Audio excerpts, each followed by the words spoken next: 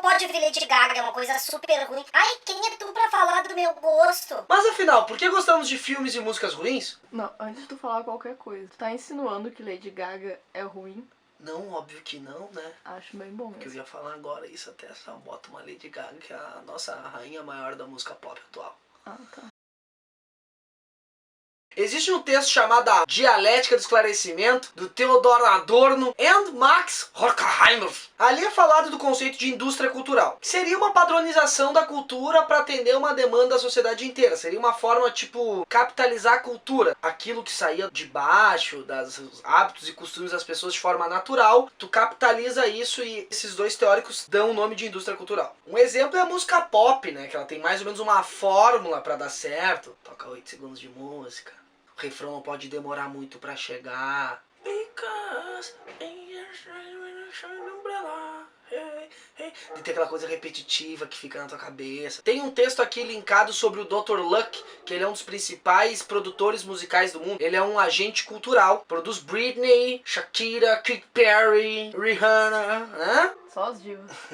E ele é o segundo cara que mais colocou músicas na parada Billboard. O primeiro cara é o produtor dos Beatles, tá ligado? Mas como funciona assim a indústria cultural no mundo da música? Vamos fazer um exemplo prático aqui. Esse aqui é um produtor cultural e esse aqui é um cara que tá querendo começar a viver de música. O produtor cultural chega e fala assim, ó: cara, gostei muito do teu som, vou te comprar 100 shows por 5 mil reais. E o cara que tá querendo começar a música, né? Nossa, vou ter 500 mil reais no bolso. Claro, te vendo esses 100 shows. A princípio tá tudo bem pra todo mundo, mas é aí que entra a expertise desse cara, que é qual? Esse cara tá inserido numa rede de contatos, então ele começa a pagar pro encontro da Fátima Bernardes, pro Luciano Huck, pro Faustão, programa do João Kleber, e esse cara começa a tocar em todos esses lugares. Quando esse cara aqui tiver estourado na mídia, esse aqui vende cada show por 100, 200, 300, 400 mil reais. É assim mais ou menos que funciona essa indústria musical mainstream que a gente fala. E também ajuda a explicar porque certos artistas simplesmente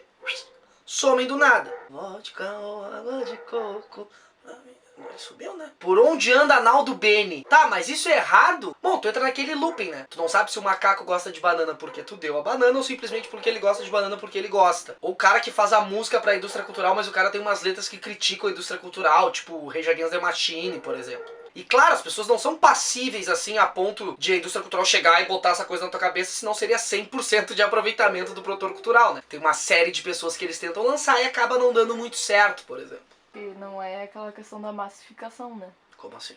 Alguns teóricos partiam do pressuposto de que era a grande massa, né? As pessoas eram uma grande massa e todas sim. as pessoas gostavam daquilo, nananã, Sim. e não levavam em conta. Agora esses estudos acho que já meio que caíram por terra, mas não levavam em conta as pessoas como indivíduos, né? Exato. Mas no momento que tu usa toda uma estrutura midiática pra esse cidadão bombar aqui, tu acaba só mostrando um padrão de cultura. Ou, no caso que a gente fala, um padrão musical. Cada vez mais no Brasil as pessoas escutam música em inglês, por exemplo, e menos música clássica, ou as músicas em português que escutam é funk. Não é uma crítica a esse tipo de coisa, tá? Porque gosto é aquilo, né? Acaba sendo que nem um cabelo. Uns tem, outros não. Não é isso. Gosto é que nem anos. Cada um vai ter o seu. Não é isso que tá na discussão. Ai, por que eles não fazem de outra forma, então? Que dá dinheiro, né, jovem? O time que tá ganhando não se mexe. O cara não vai mudar toda uma estrutura, sendo que ele é o principal beneficiário disso. A indústria cultural, obviamente, também agiria no mundo do cinema. Eu peguei a lista dos filmes mais vistos em 2016, e desses filmes a gente tem 2 brasileiros. Um é Os 10 Mandamentos, que acabou usando toda a estrutura da TV Record e até de igrejas, assim, pra conseguir fazer uma propaganda. E que se tornou o filme nacional com maior bilheteria. Superando Tropa de Elite 2. Superando Tropa de Elite 2. E depois tem o Carrossel 2, que também usa de uma estrutura de televisão. Então, esses 2 filmes, vocês veem como eles atuam em rede, né? Eles têm uma série de estrutura que fazem a propaganda pra eles. Depois a gente tem um filme lá do Reino Unido, Como Eu Era Antes de Você. E os outros 17 filmes são dos Estados Unidos. 8 de animais, daí bota Nemo, Dory, sei lá, a Pixar, dos cachorros que tá bombando, né? E os outros 5 de super-heróis. Avengers, Deadpool, né? E outros 4 filmes variados. Entre o Regresso aí e tal. É porque os Estados Unidos fazem os melhores filmes, né? Não é só isso. isso, claro que toda a indústria dos Estados Unidos está muito mais desenvolvida que diz respeito a filme, a produção, tem muito mais gente vivendo disso lá do que em outros lugares do mundo e tal. Então o entretenimento nos Estados Unidos está bem mais consolidado que em outros lugares do mundo, mas também conta muito as salas de cinemas que é feito ali a negociação com as produtoras para elas poderem botar os filmes delas. Então isso também tá muito em conta o que faz um filme bombar. Não é simplesmente, Olha, é bom, pronto, bom. não, tem toda uma estrutura feita antes ali para alcançar a sala de cinema. Imagina o cara numa cidadezinha, o cara não quer conseguir ver um filme mais, sei lá, lado B, cool, não tem como.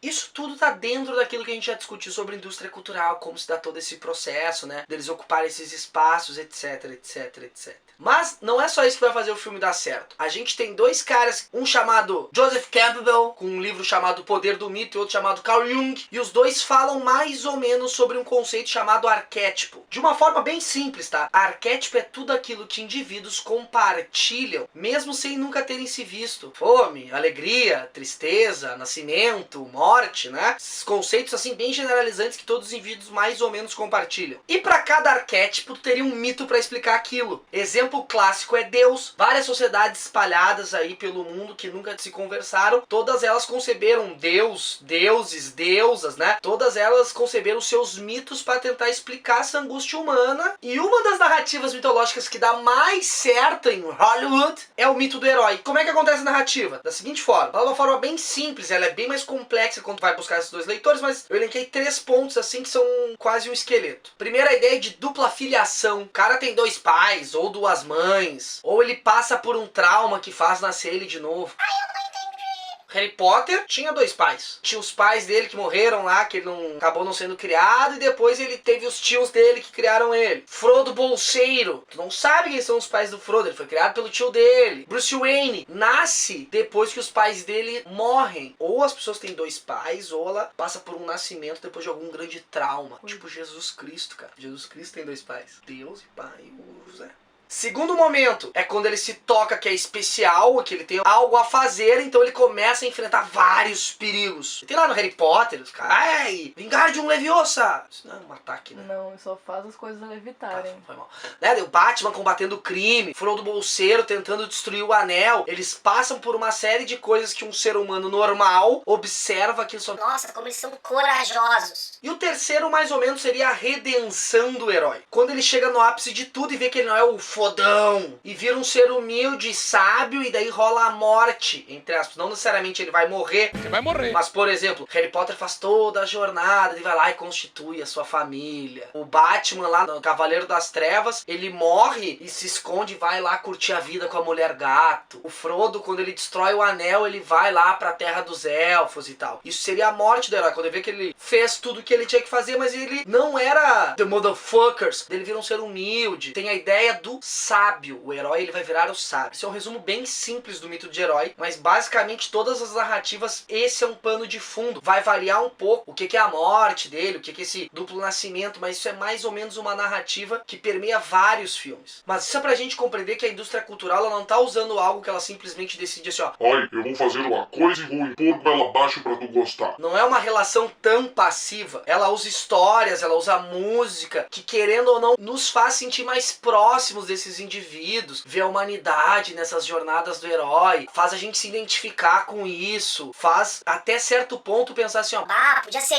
eu fazendo toda essa aventura, toda essa jornada. Só que, claro, tudo isso também vai depender do público, se essa coisa bate no público ou não. Pelo que a gente viu até agora, sempre essas histórias batem no público. O público, ele consegue se encantar com isso. É por isso que filmes que quebram a lógica, às vezes, dão um nó na cabeça. Tem um filme muito clássico, assim, que é 500 Dias com Ela. Ele é um filme que quebra um pouco a lógica, porque tu imagina que é uma comédia de amor e que tudo vai ser de um jeito e acontece outra coisa. Que eu não vou contar, porque é um filme que vale a pena ver. Vale muito a pena ver. Mas no começo ele já avisa, né? You should know up front, this is not a love story. Dada a complexidade de como funciona a indústria cultural e de como até o próprio conceito ele foi perpassado, assim, né? Que não é mais aquela ideia da massa e sim dos indivíduos, fica uma série de perguntas. Uma bem curiosa. Gregório do Vivier, naquele texto Desculpe o Transtorno, preciso falar sobre Clarice. Texto super bem escrito, texto bonito, enfim, nem vou entrar nos méritos, assim. Será que aquilo ali é saber usar da indústria cultural e até certo ponto uma propaganda de marketing? Porque foi 2 dias antes do lançamento do filme Desculpe pelo Transtorno. Ou ou simplesmente é uma carta de amor pra ex-mulher. Ou é tudo junto, ou a complexidade é tanta que tu não consegue entender. Que outro exemplo da indústria cultural tu conhece? É isso aí, gurizada. Não esquece de dar aquele like maroto no vídeo, se inscrever no canal e me dar um abraço quando tu me vê. Beijo no cérebro de todo mundo e tchau.